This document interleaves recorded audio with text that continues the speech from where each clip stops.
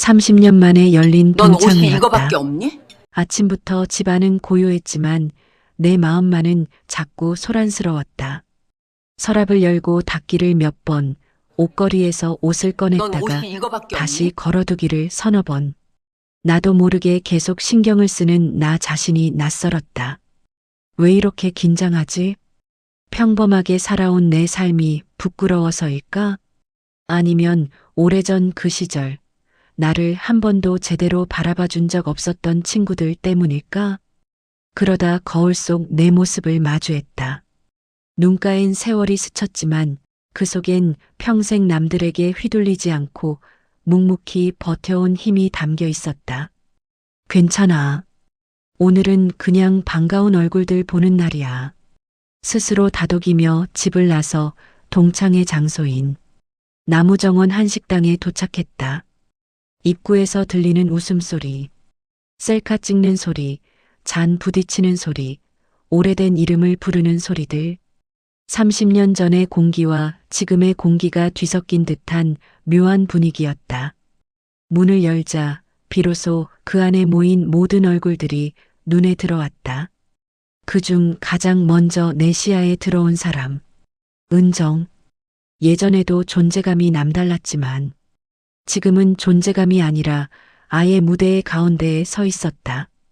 명품 브랜드의 로고가 선명한 가방과 구두, 머리카락 끝까지 완벽하게 손질된 모습, 그리고 고개를 들고 모두가 자신을 바라보는 걸 즐기는 눈빛.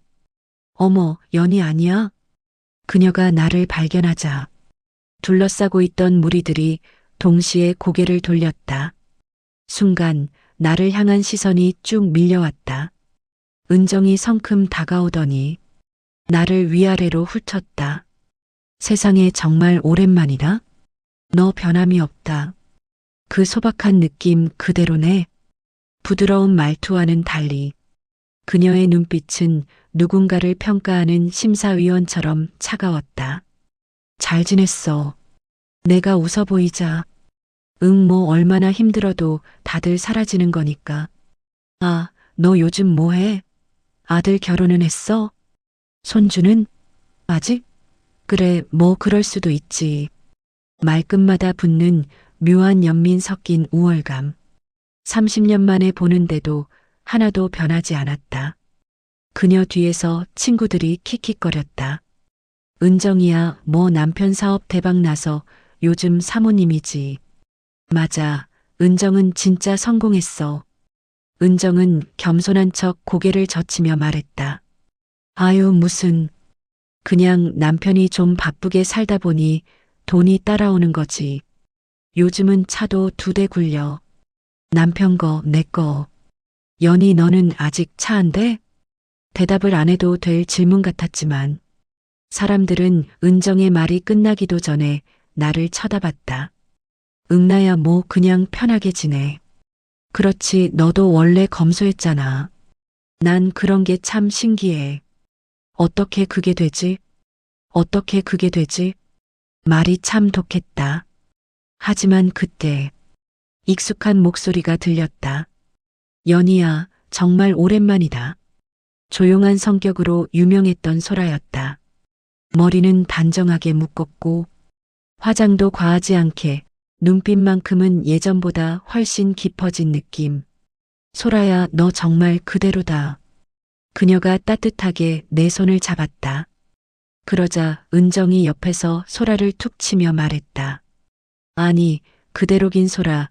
지금 완전 상위 0.1% 사모님이야. 남편이 국세청 고위직이라니까? 순간 사람들의 시선이 다시 집중됐다. 국세청? 고위직? 소라는 놀란 듯 고개를 저었다. 아니야, 그런 말 하지 마. 남편 일은 말하면 안 돼. 민감해. 그녀는 진심으로 불편해 보였다. 은정은 그런 건 관심도 없다는 듯 손사래를 쳤다. 아유, 뭘 친구끼리 이런 얘기 못해? 자랑 좀 하게 해줘. 우리도 빵빵한 인맥 하나쯤 있어야지. 근데 솔직히 연희 너 같은 애들은 이런 이야기 들으면 좀 부담될까봐? 하하. 그녀는 나를 살짝 째려보았다. 아주 얄미운 눈빛. 나는 차마 아무 말도 하지 못했다. 그때 소라가 조용히 내게 말했다. 연희야, 오늘 괜히 왔나 싶지? 조금은. 괜찮아. 나도 그래. 소라가 피곤한 듯 눈을 내리깔았다. 그 눈빛에는 오래 쌓인 무언가가 담겨 있었다. 하지만 은정은 계속 떠들었다. 우리 남편은 뭐 세무서 쪽이랑 다 친하게 지내지. 조사? 감사? 그런 거 우리한테 올 일 없어. 깨끗하게 살거든. 하하. 그녀의 웃음은 상쾌하기보다 마치 누군가를 향한 선전포고처럼 들렸다. 순간 소라의 표정에서 매우 작은 하지만 분명한 미세한 떨림이 느껴졌다. 나는 그 미묘한 표정을 보며 속으로 생각했다. 은정, 내 남편 뭔가 있다. 그리고 소라는 그걸 이미 알고 있다. 이 동창에 그저 침묵이 아니라 누군가의 삶 전체가 뒤집히는 날이 될 수도 있겠다는 묘한 예감이 들었다. 동창의 자리는 시간이 지날수록 시끌벅적해졌다.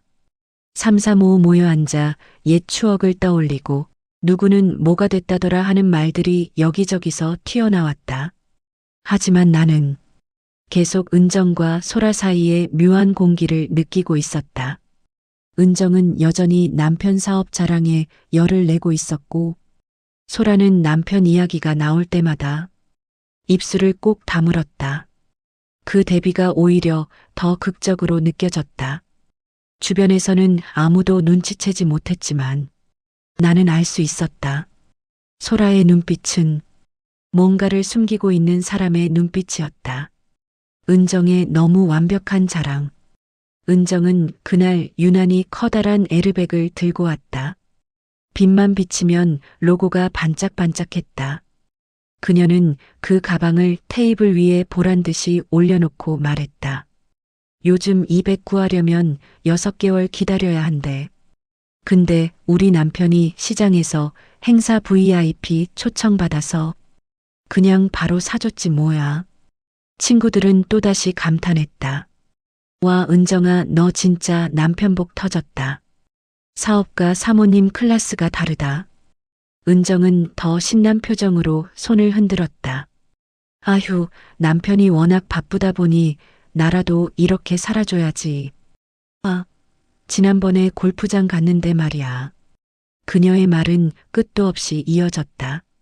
잘 나가는 집의 화려한 일상, 스위트룸 여행, 명품 쇼핑, 골프장 VIP 서비스. 여기까지만 들으면 남부러울 것 하나 없는 완벽한 인생이었다. 하지만 그 화려한 말들 사이사이에 아주 작은 균열이 끼어 있었다. 요즘 남편이 좀 예민해. 사업이 너무 잘 되니까 뭐 여기저기서 시기하는 사람이 많대. 세금이 어떻고 저떻고. 그 사람들은 괜히 잘 되는 사람 잡으려고 난리지. 은정은 아무렇지 않게 말했지만 소라는 그 말을 듣자마자 물이 든 잔을 떨어뜨릴 뻔했다. 찰칵. 잔이 유리컵에 아주 미세하게 부딪히는 소리. 아무도 못 듣는 줄 알았지만 나는 분명히 들었다. 소라의 불안. 소라는 그 순간 마치 누군가에게 들키고 싶지 않은 비밀이 갑자기 눈앞에서 들춰진 듯 안색이 확 변했다. 나는 조용히 물었다. 소라야, 괜찮아? 응, 괜찮아.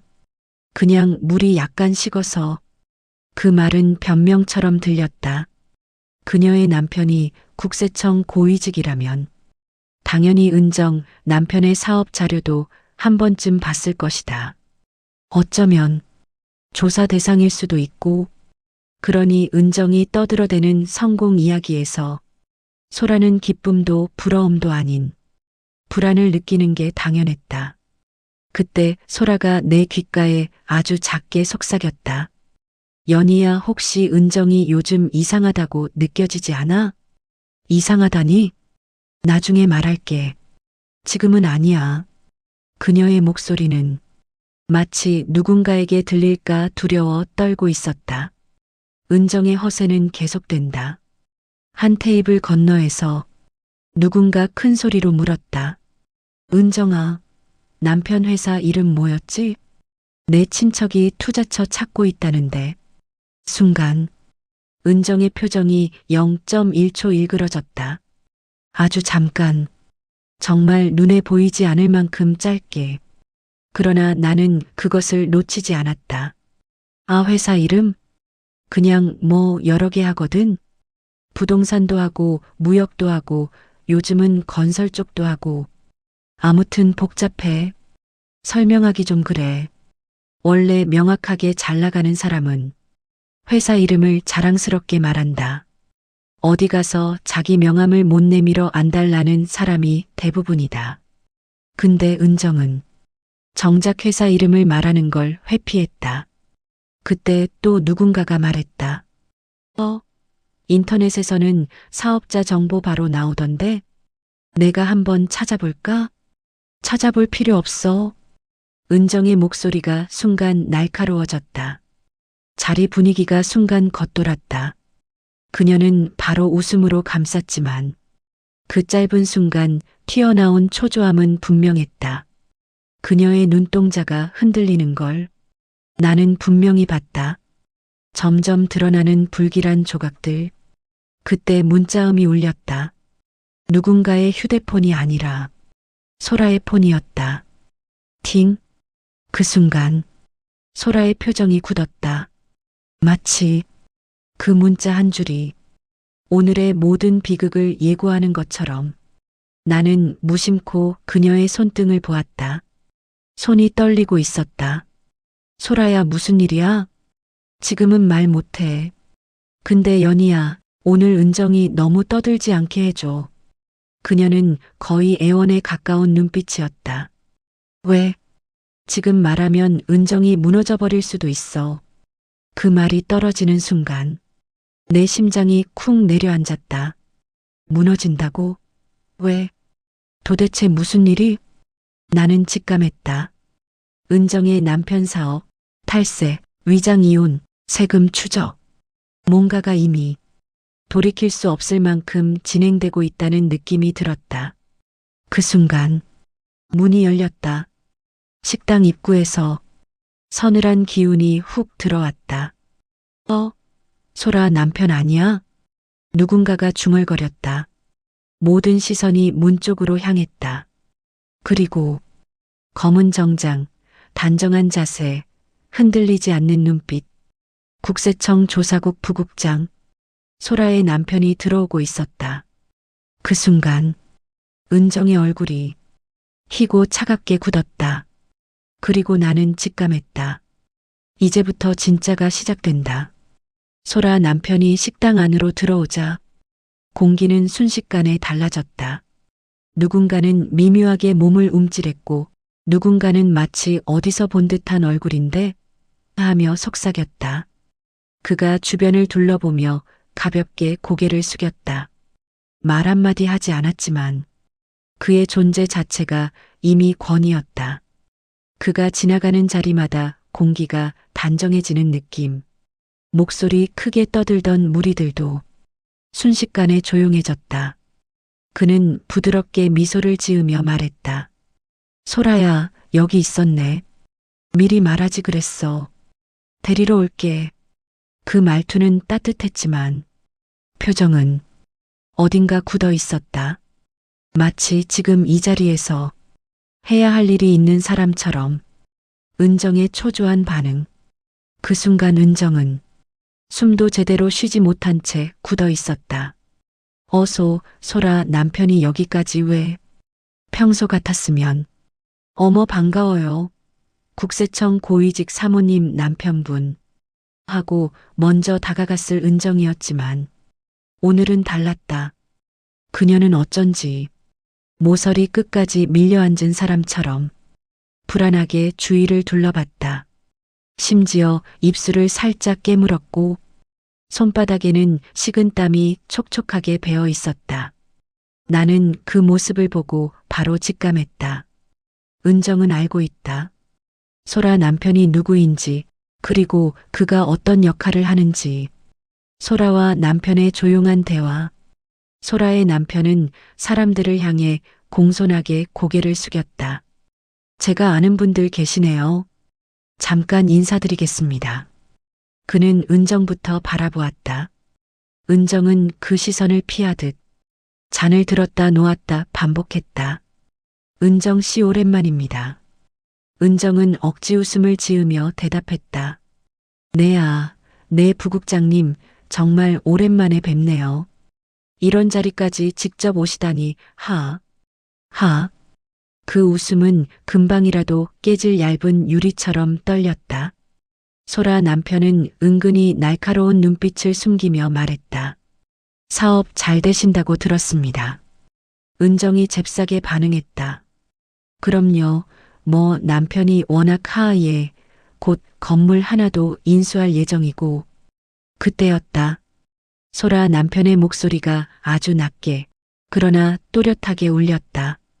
요즘 세무조사 대비는 잘하고 계십니까?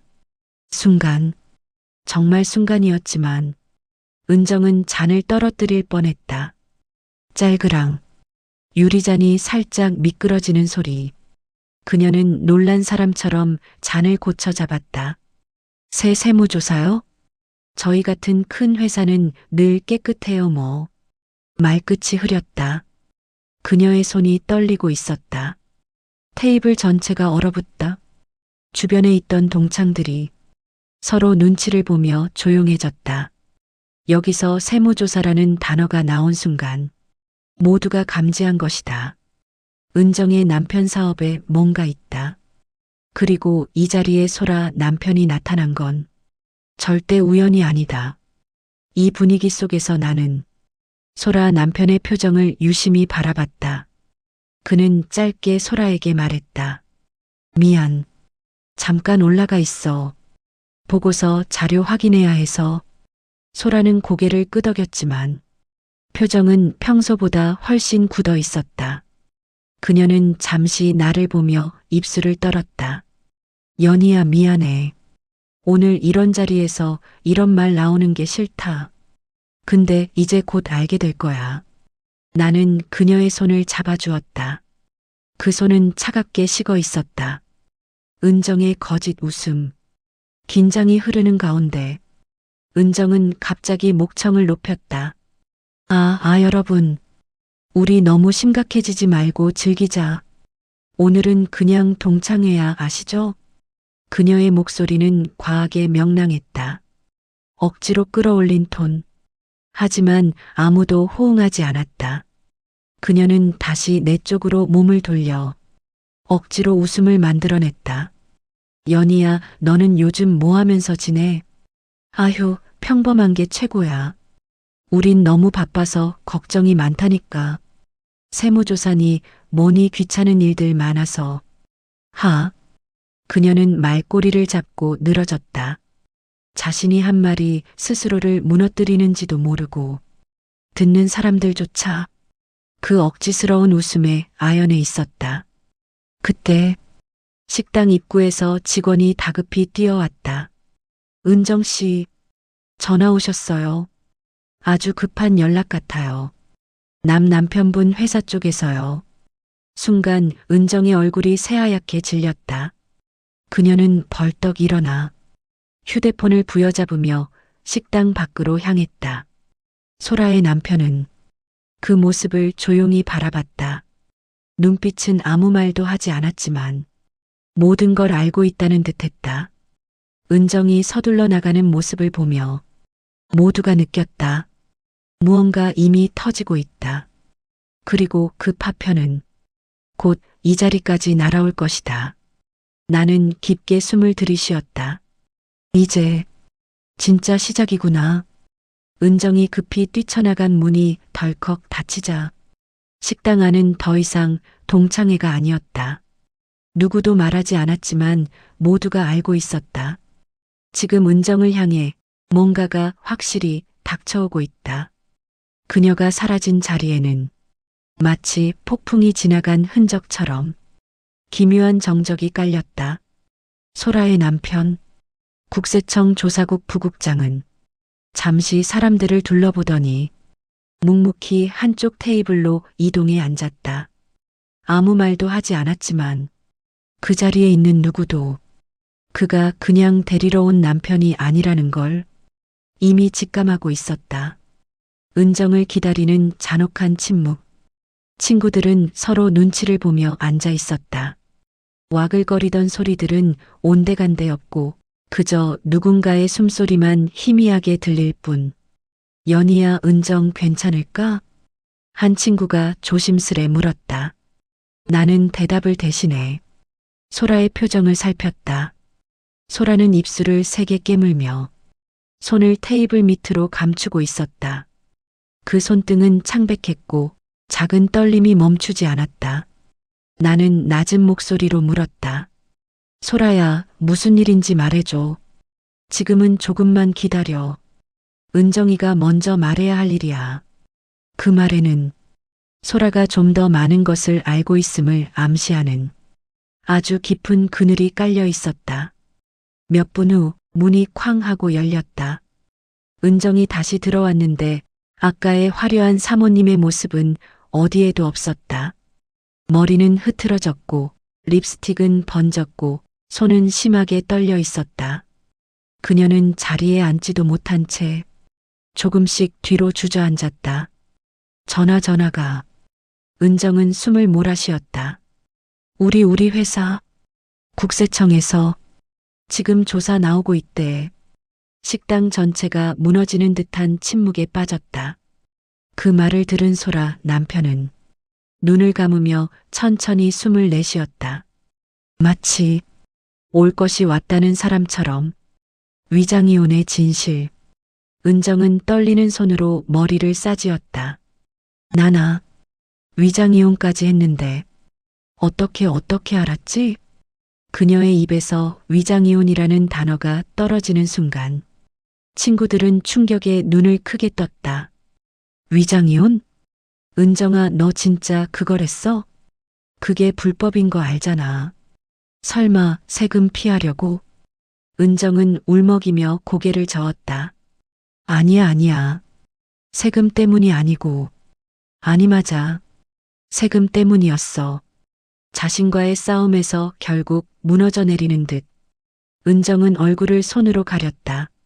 남편 회사가 요즘 너무 자금 나가고 세무조사 들어오면 망한다고 해서 변호사가 위장이혼을 하면 재산 추적이 좀 덜 된다길래 그녀는 말끝을 흐리고 울음을 터뜨렸다. 소라 남편의 차가운 한마디. 그때 조사국 부국장이 조용히 입을 열었다. 은정 씨. 그 말에 은정은 몸을 움찔했다. 그가 다가온 것도 아닌데. 은정은 마치 재판을 앞둔 사람처럼 굳어버렸다. 제가 오래전부터 말씀드렸죠.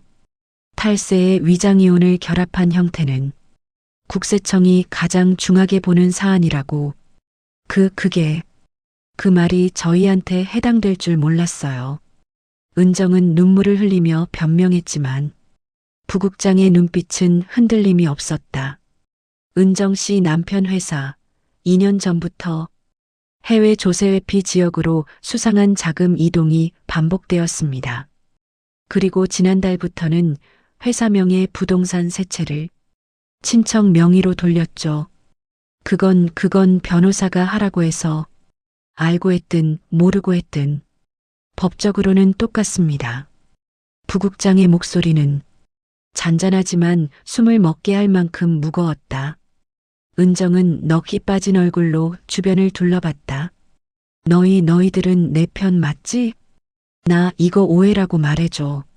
소라야, 너 남편한테 좀 말해줘. 우리 친구잖아. 그 말에 소라는 고개를 떨구었다. 잠시 후 소라는 미세한 목소리로 말했다. 은정아, 우리 남편은 일과 사생활을 절대 섞지 않아. 그럼 나한테 죽으라는 거야? 은정의 목소리는 절망과 분노가 뒤섞여 있었다. 그 순간 부국장이 중대한 사실 하나를 조용히 꺼냈다. 은정 씨 남편은 이미 어젯밤 비공개 소환 조사를 받았습니다. 순간 식당 전체가 흔들리는 듯한 충격에 휩싸였다. 소환? 어젯밤? 그럼 이미 은정은 입술을 파르르 떨며 무너졌다. 왜 나한텐 아무 말도 안 했어? 부국장은 담담히 말했다. 위장이혼한 전 배우자에게 수사 내용을 공유하지 않는 것은 매우 자연스러운 일입니다. 그 말은 마지막 결정타였다. 은정의 얼굴에서 모든 핏기가 사라졌다. 누군가 눈물을 삼켰고 누군가 두 손으로 입을 가렸다. 누군가는 충격에 할 말을 잃었다. 이 자리는 더 이상 동창회가 아니었다. 은정 인생이 무너지는 현장이었다. 그리고 그 무너짐은 그동안 그녀가 쌓아올린 허세의 성이 얼마나 모래 같았는지를 그대로 보여주고 있었다. 나는 그런 은정을 바라보며 씁쓸한 마음이 들었다. 그녀가 나를 무시하고 깔보던 것이 문제가 아니었다. 사람은 누구나 잘못할 수 있지만 그 잘못을 감추고 남을 깎아내려 위로 올라가려 할 때 그 운명은 이미 결정되어 있는 것인지도 몰랐다. 은정은 식당 가운데 서서 아직도 믿을 수 없다는 듯 몸을 떨고 있었다. 어젯밤 소환? 그녀는 그 말을 입안에서 되뇌다 갑자기 비틀거리며 의자에 주저앉았다. 친구들이 조심스레 그녀에게 다가갔다. 은정아, 괜찮아? 물 좀 마셔 진정해. 하지만 은정은 손을 휘저으며 그들을 밀어냈다. 눈동자는 공포와 불신으로 뒤섞여 흔들리고 있었다. 나한테 왜 말 안 했어? 나는 그의 아내였는데. 말끝이 흐르는 순간 스스로 다시 말뜻을 바로잡으며 중얼거렸다. 아니 지금은 이혼했지. 위장이혼 이혼 맞아. 그녀는 자기 말에 스스로 무너져 내리는 느낌이었다. 바로 그때 소라의 남편 휴대폰이 울렸다. 팅. 그 작은 알림음이 식당 안을 베어내는 것처럼 날카롭게 들렸다. 부국장은 통화를 받기 전에 잠시 은정을 바라보았다. 그 시선 하나만으로 사람들은 이미 결과를 알 것 같았다. 그는 짧은 통화를 마치고 천천히 은정을 향해 고개를 들었다. 은정 씨. 식당 전체가 숨을 삼켰다. 방금 은정 씨 남편이 정식으로 구속영장 청구됐습니다. 은정은 그 말을 듣자마자 마치 누군가가 뒤에서 심장을 움켜쥔 듯 몸을 움츠렸다. 구속영장? 그러면 잡혀가는 거야? 부국장은 흔들리지 않는 목소리로 대답했다. 체포는 이미 이뤄졌습니다. 순간 은정이 테이블에 매달리듯 쓰러졌다. 안 돼. 그 사람은 사업 잘 됐고 사람들이 다 부러워했고 우리 잘 살고 있었어. 그녀는 손톱이 빠질 듯 테이블을 긁어댔다. 그건 다 내가 자랑하던 건데 내 친구들 앞에서 내가 그녀는 허세가 무너지는 아픔보다도 자신이 떠벌리던 허영의 세계가 모두 거짓이었음을 동창들 앞에서 들켰다는 사실을 더 견디지 못하고 있었다. 그 순간 진짜 민낯이 드러났다. 방금 전까지 은정에게 붙어 명품, 돈, 성공 이야기에 웃고 맞장구를 치던 친구들. 그들은 이제 은정을 피하듯 뒤로 물러났다. 세상에 그런 사모님 행세했더니 위장이혼? 그럼 우리한테 거짓말한 거야? 아휴, 사람 무서워. 괜히 가까이 하면 우리까지 엮이는 거 아니야? 얼마 전까지 와 대단하다. 를 외치던 입들이 이제는 그녀를 향해 차갑고 빠르게 돌을 던지고 있었다. 은정은 그 소리에 몸을 움찔거리며 고개를 들지 못했다. 그때 나는 자리에서 살짝 일어났다. 고개 숙인 은정에게 다가가 물컵 하나를 조용히 밀어주었다. 물 좀 마셔. 은정은 한참 동안 내 얼굴을 보지 못했다. 그러다 아주 천천히 고개를 들어 나를 바라봤다. 그 눈엔 겉으로 드러낸 허세 대신 맨몸이 된 사람의 두려움이 있었다. 연희야, 나 어떻게 된 거지? 왜 나만? 그녀는 마치 이 자리에 있는 누구보다 나에게 묻고 있는 듯 했다. 왜냐하면 평소 그녀가 가장 무시했던 사람은 나였고 그만큼 가장 편하게 진실한 얼굴을 보일 수 있는 사람도 아이러니하게 나뿐이었기 때문일지도 모른다. 나는 조용히 말했다. 은정아, 내가 모든 걸 혼자 감당해야 되는 건 아니야. 근데 지금 내가 진짜 두려워하는 게 남편이 잡힌 게 맞아? 은정은 잠시 멈췄다가 울먹이며 고개를 저었다. 아니야. 내가 다른 사람들 앞에서 거짓말하고 없는 척하고 잘난 척했던 게 다 무너지는 게 너무 무서워. 그녀는 엉엉 울었다. 소라 남편의 단호한 경고. 그때 소라 남편이 조용히 다가왔다. 그는 은정의 울음에 휘둘리지 않고 아주 단단한 목소리로 말했다. 은정 씨. 은정은 울음 속에서도 본능적으로 그의 시선을 피했다. 위장은호는 죄가 가볍지 않습니다. 은정은 고개를 떨궜다. 하지만 그때 그는 잠시 말을 멈추고 식당 전체를 둘러봤다. 모두가 숨을 멈췄다. 은정 씨가 진짜 모든 사실을 자진 신고한다면 처벌은 줄어들 수 있습니다.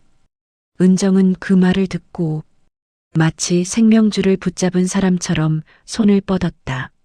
정말 줄어들어요? 네. 단호하면서도 공정한 목소리.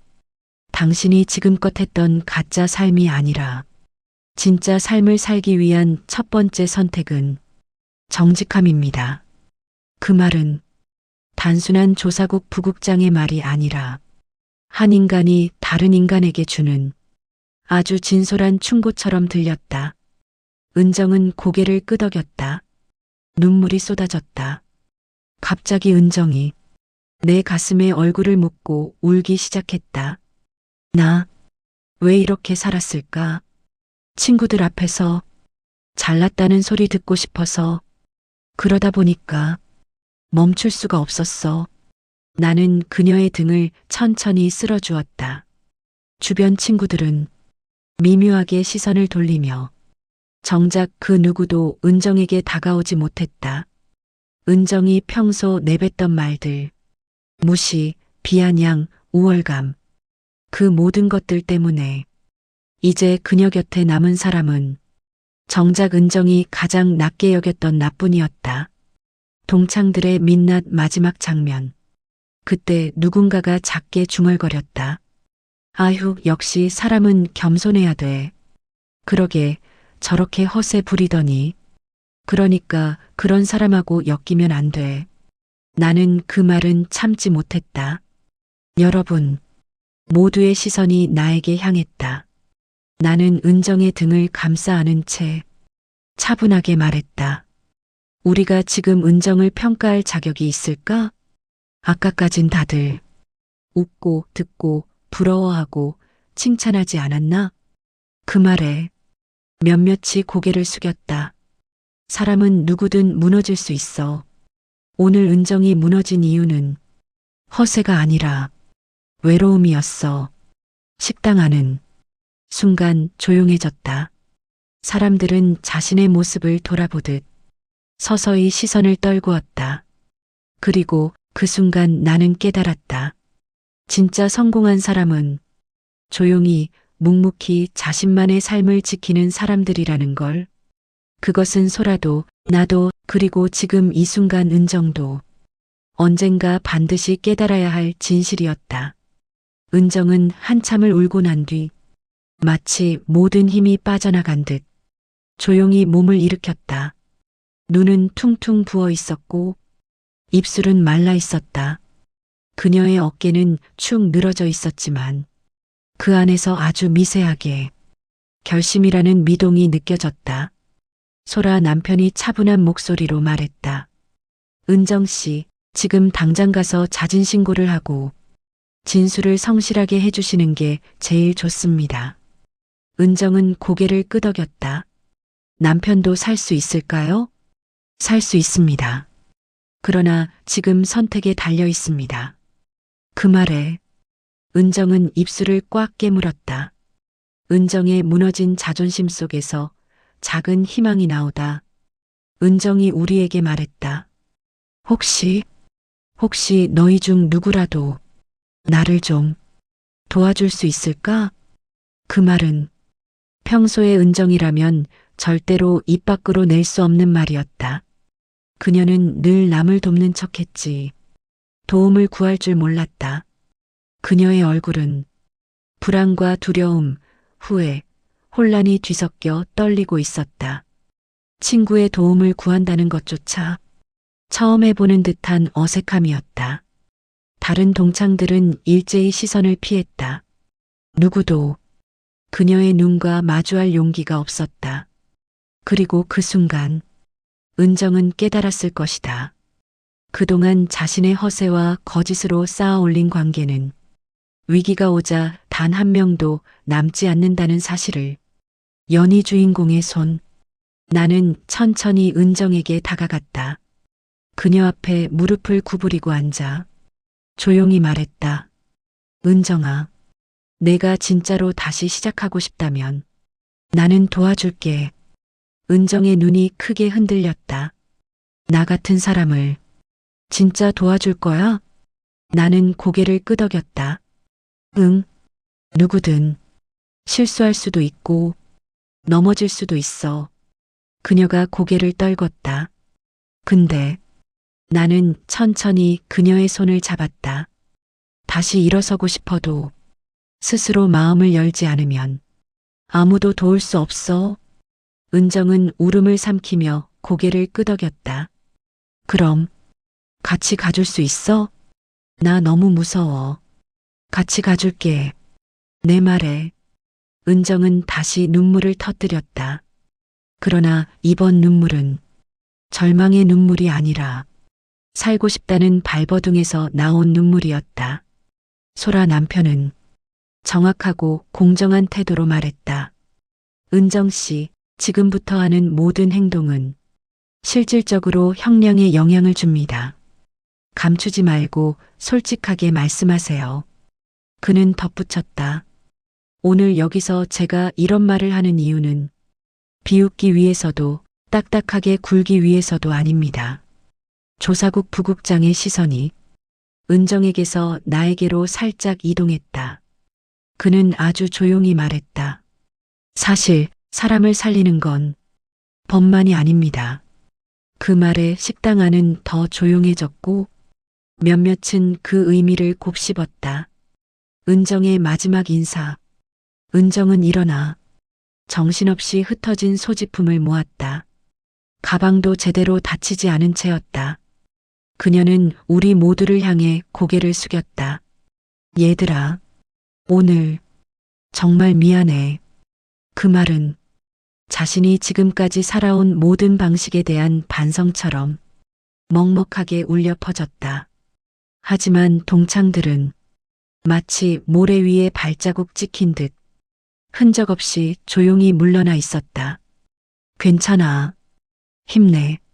그런 말도 없었다. 그녀에 대한 위로가 아니라 혹여나 책임이 전가될까 두려운 사람들의 말없는 뒷걸음질만 있었다. 그 모습을 본 나는 인간의 민낯이 이렇게 선명할 수 있다는 사실에 씁쓸함이 스치며 지나갔다. 은정이 식당을 나가며 소라와 스쳐 지나갔다. 소라는 잠시 그녀의 손을 붙잡았다. 은정아. 은정은 놀라서 소라를 바라봤다. 소라의 눈빛엔 미안함과 진심이 담겨 있었다. 너무 늦게 알았어. 은정은 그 말 한마디에 그동안 참아왔던 응어리가 다시 무너지는 듯 눈물이 흘렀다. 하지만 소라는 더 이상 말하지 않았다. 악수처럼 짧고 따뜻한 그 손길만 남겼다. 은정은 식당 문을 나섰고 나는 뒤에서 천천히 그녀를 따라 나갔다. 소라는 무겁게 숨을 내쉬며 말했다. 연희야, 정말 고마워. 너 아니었으면 오늘 은정은 혼자였을 거야. 나는 살짝 미소 지었다. 기억해, 소라야. 우린 예전엔 친구였고 지금도 친구니까. 소라는 아무 말 없이 고개를 끄덕였다. 그 순간 우리 둘은 말하지 않아도 되는 어떤 감정을 나누고 있었다. 옛날엔 어렸고 몰랐던 것들, 지금은 어른이 되었지만 그때보다 더 솔직해진 감정들, 동창회는 우리를 다시 이어주고 있었다. 은정이 들어가기 전 한 번 더 뒤돌아보듯 유리창 너머로 식당 안을 바라봤다. 그 안에는 처음엔 화려하고 떠들썩했던 사람들, 하지만 지금은 각자 자신의 민낯과 불편한 양심을 안고 앉아있는 모습들이 보였다. 그들은 눈을 피하거나 핸드폰을 보거나 다른 이야기를 꺼내려 했지만 이미 중심은 무너져 있었다. 허세의 시대는 끝났고 진짜가 남는 시간만이 흐르고 있었다. 식당 문이 닫히자 나는 은정의 뒤를 따라 조용히 걸었다. 그녀는 걸음을 제대로 옮기지 못하고 마치 무거운 짐을 끌고 가듯 비틀거리며 복도를 지나고 있었다. 은정아, 괜찮아? 내가 어깨에 손을 올리자 그녀는 멈춰서서 마치 오래 버티던 사람이 갑자기 무너진 듯 턱하고 기대왔다. 연희야, 나 이제 어떻게 해야 해? 그 말은 남편의 구속보다 평생 쌓아온 허세의 붕괴가 더 큰 충격이라는 듯 힘없이 새어나왔다. 경찰서 앞에서 울음을 터뜨리다 은정을 데리고 식당 밖으로 나오니 밤바람이 다소 차갑게 스쳤다. 바람이 불자 은정의 어깨가 움찔 떨렸다. 근처에서 대기하고 있던 수사국 차량 한 대가 조용히 임시 대기하고 있었다. 소라, 남편이 배려해 은정을 데려갈 수 있도록 한 것이다. 차량 앞에서 은정은 갑자기 멈춰섰다. 그리고 얼굴을 두 손으로 감싸쥐고 참았던 울음을 터뜨렸다. 난 진짜 잘 살고 싶었어. 친구들한테 인정받고 싶었고 나도 누군가에게 대단하다는 말 듣고 싶었어. 그녀의 어깨가 심하게 흔들렸다. 근데 그 과정에서 내가 누구였는지 잊어버렸어. 그 말이 뼈에 박힌 못처럼 가슴을 찔렀다. 나는 조용히 말했다. 은정아, 사람은 누구나 실수해. 아니야. 난 실수가 아니라 거짓으로 살았어. 그녀가 고개를 떨어뜨리며 중얼거렸다. 근데 그 거짓 위에서 진짜 행복이 오는 줄 알았어. 그 말은 그녀가 평생 느끼지 못했던 정직함의 무게로 들렸다. 조사실로 들어가다 잠시 후 소라의 남편 부국장이 식을 정도의 차가운 공기 속에서 다가왔다. 은정 씨, 그는 무섭지 않게 단호하지만 고요한 목소리로 말했다. 지금부터는 은정 씨의 선택이 모든 것을 결정합니다. 은정은 고개를 끄덕이며 눈물을 닦았다. 네, 저 가겠습니다. 차량 문이 열리고 은정은 조심스럽게 안으로 들어갔다. 그 순간 그녀는 잠깐 뒤돌아보더니 나에게 작은 목소리로 말했다. 연희야, 고마워. 문이 닫히자 차량은 천천히 움직여 어둠 속으로 사라졌다. 나는 그 뒷모습을 한참 동안 바라봤다. 남겨진 자리에 남아있던 두 사람, 연희와 소라.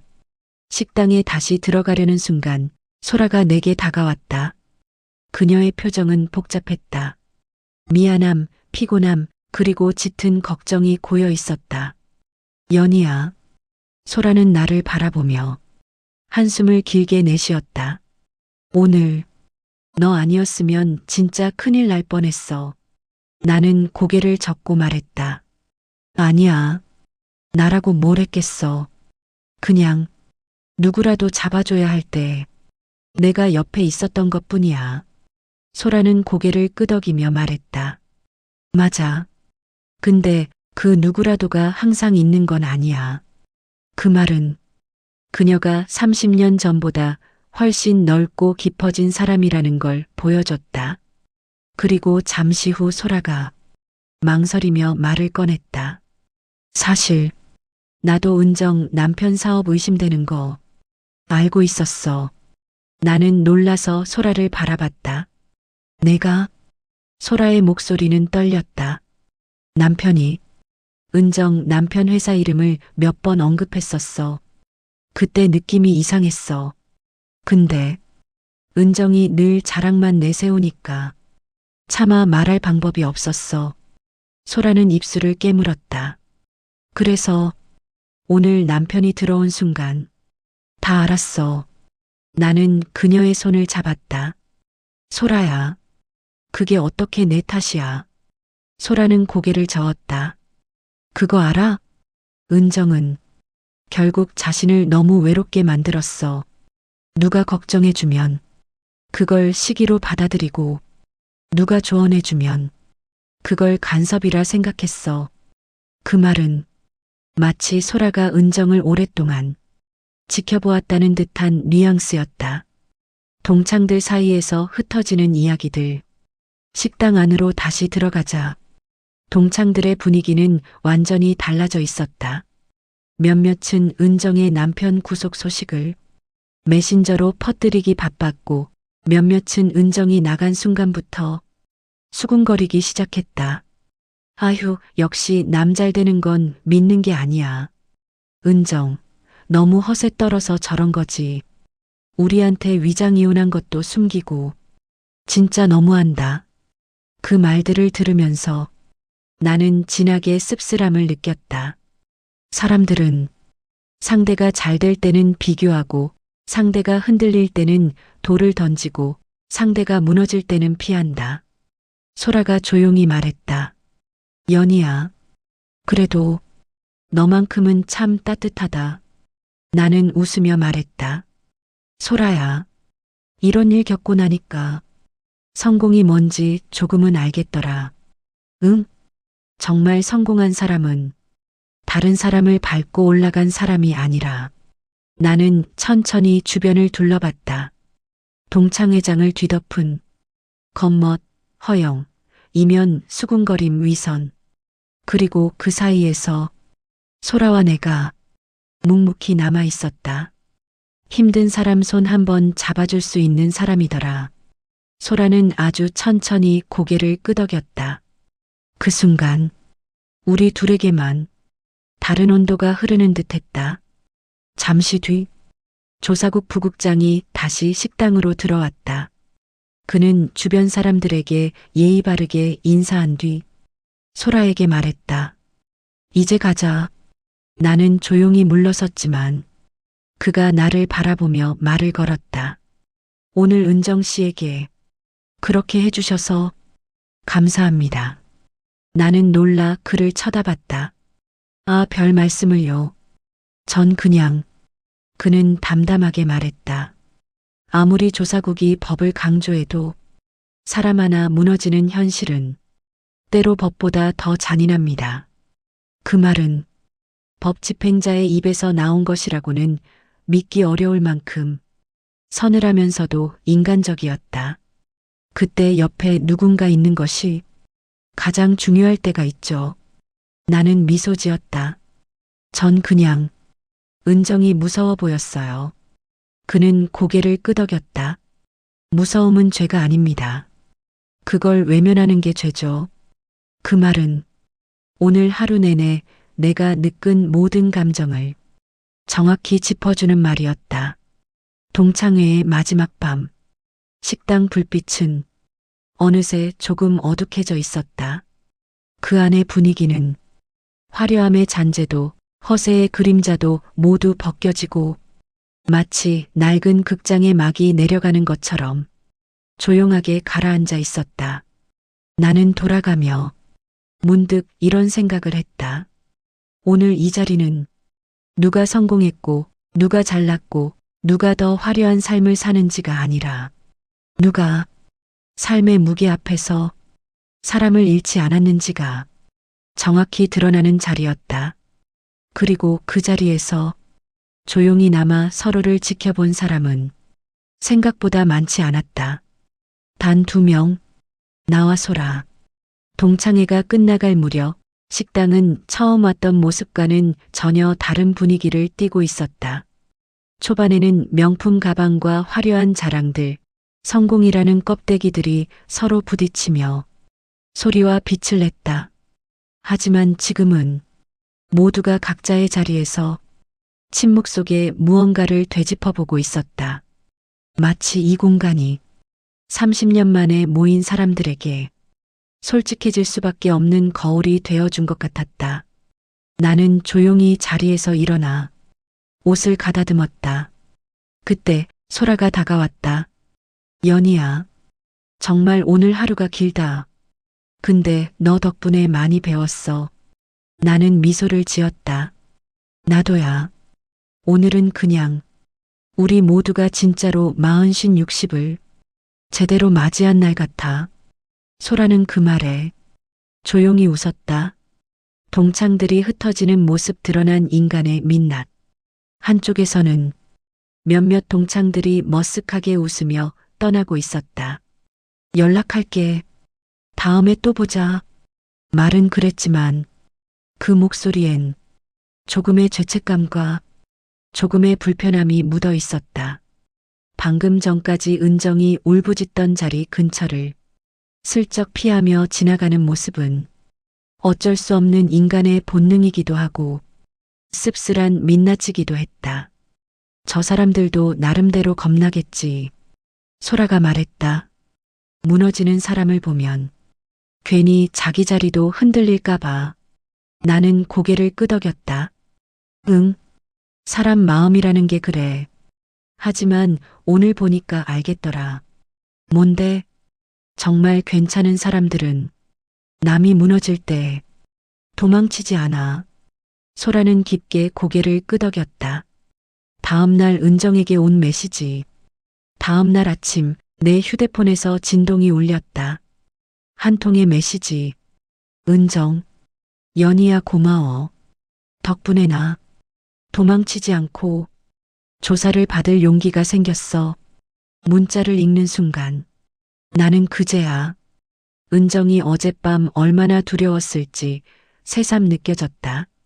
메시지는 이어졌다. 그리고 내가 살면서 제일 부끄러운 날이었지만 동시에 처음으로 솔직해진 날이었어. 고마워. 그 문장을 읽자 왠지 모르게 눈시울이 뜨거워졌다. 이제야 그녀도 진짜 처음을 시작하는구나. 그런 생각이 들었다.